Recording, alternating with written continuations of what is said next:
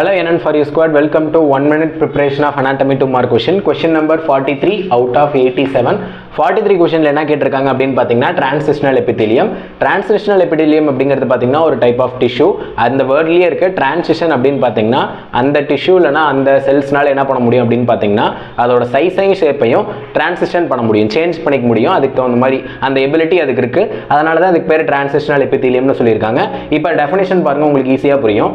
Transitional epithelium is a specialized epithelium. இது இந்த transitional epithelium பார்த்தீங்கன்னா ஒரு ஸ்பெஷல் epitheliumனு சொல்றாங்க. எல்லாத்துக்குமே இந்த ஃபீச்சர் இருக்காது. இதுல என்ன சொல்ல வராங்கன்னா that can stretch and found in the urinary system.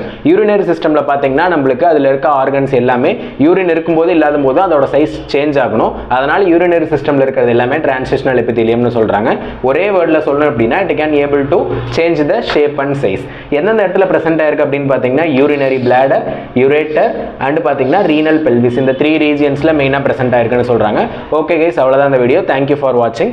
இப்போ 43 क्वेश्चनல இருக்கும். ப்ரீவியஸா அப்லோட் பண்ண 42 2 மார்க்ஸ் நம்மளோட சேனல்ல இருக்கு. அதுவும் போய் பாருங்க. Thank you.